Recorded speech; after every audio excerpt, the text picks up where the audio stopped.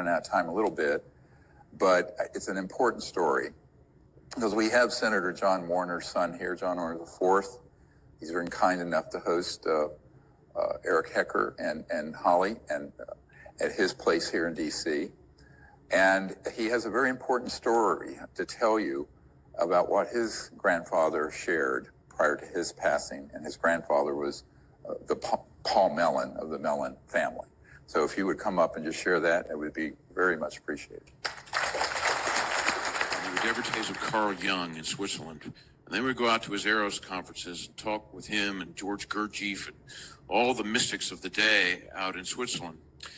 So fast forward to 1942, late, his fox hunting buddies are General Marshall, General George Patton, and Wild Bill Donovan of the OSS.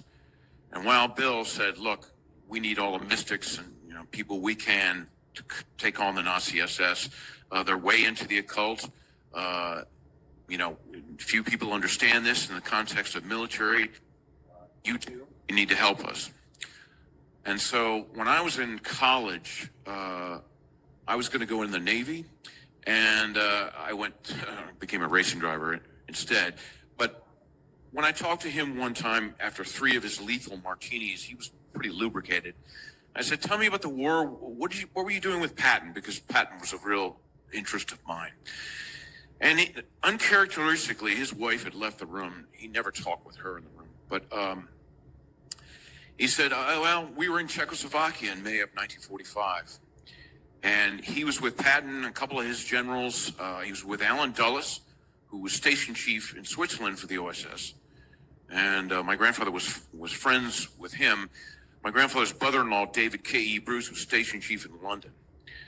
And so I guess he was read in on the German Wunderwaffe program.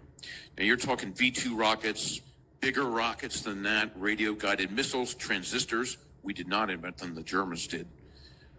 Free energy projects like the Bell, which is a plasma accelerator, torsion field, Walter Gerlach's research. And so the story that he told me was that he was with Patton and Dulles and a few of these generals. And I want to say General Marshall, but I can't place him there in May 45, so I'm not sure. But he said they went into a big hangar outside of Pilsen, where the Germans had the Skoda Works. But inside the Skoda Works, we know now that General Hans Kammler of the SS, who was a contractor, he was in charge of the SSE-4 division.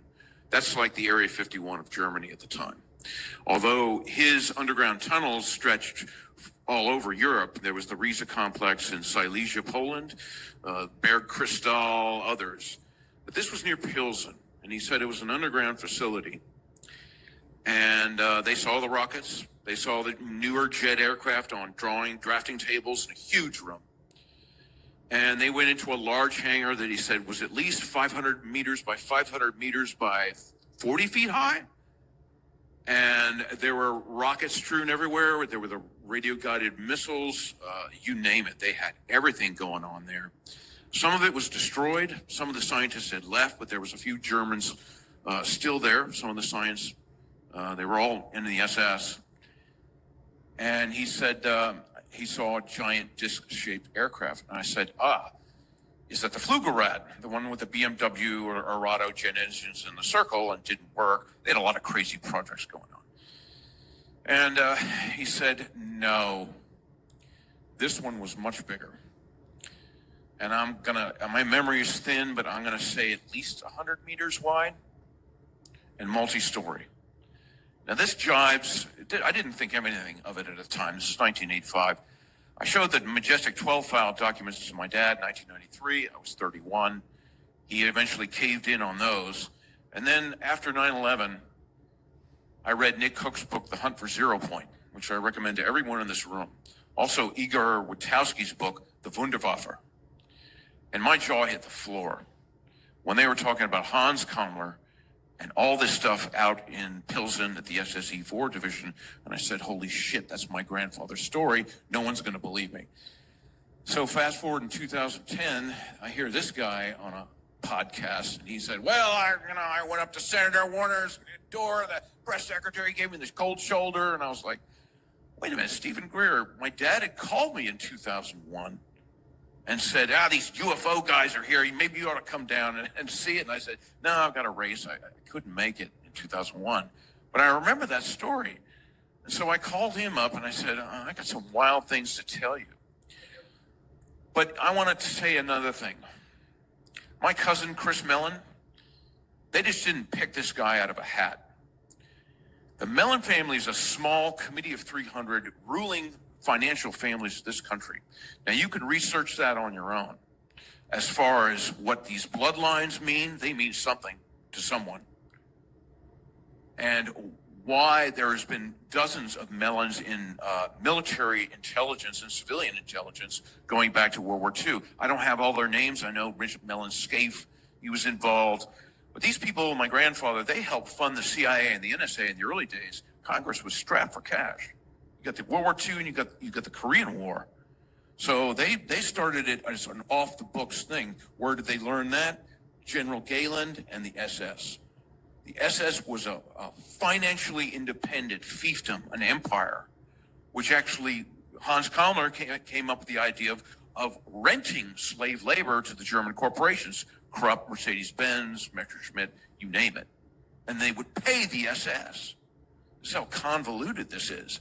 So when you hear the UAP task force, and this Grush affair, and my cousin's stamp of approval on it, well, that raises a huge red flag with me. I think they're using the Pentagon denial as controlled opposition.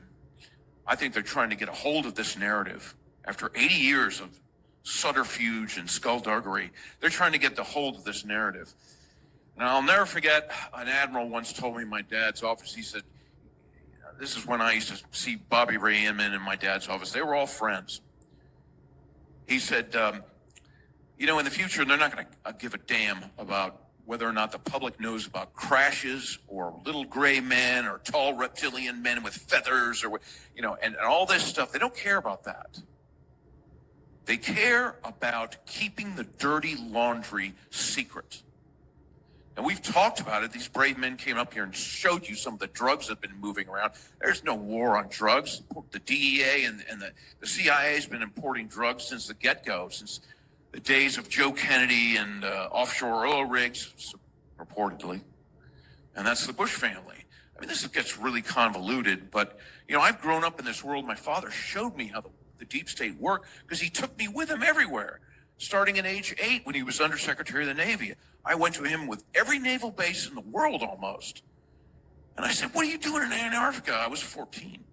He'd had a few drinks that night and had an argument with Liz Taylor, who she believed in UFOs and because she saw one off of California with Eddie Fisher. And she says, your dad's hiding something. And I said, I know he is. I know him better than anybody. And so he had a few drinks one night. This is 1976. I was 14. I said, come on, man. I'm your son. What's going down in Antarctica? That's a long way to go. You can test equipment in Alaska up at the Arctic Circle. What's the big deal?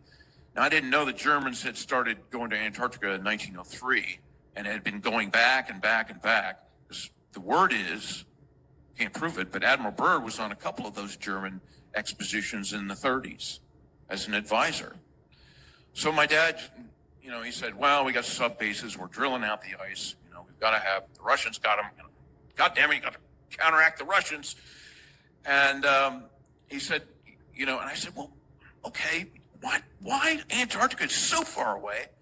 It's 100 degrees below zero. And he looked up at the night sky. It was Switzerland. And he pointed up. And he just said, space operations. And I didn't think anything of it until I read Nick Cook's book. Plus, I read the MJ-12 documents. Showed him to him in 93. That put the fear of the universe in me. And so it's all started to piece together. My grandfather's story, Nick Cook's book, Dr. Greer's work, everything. And I thought, holy shit, no one will ever believe me, but he did.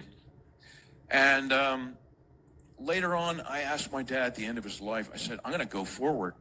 And he's like, I urge you to, because your cousin Chris is not telling the truth.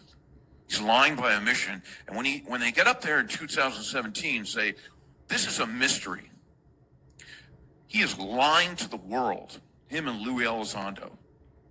bald-faced lie.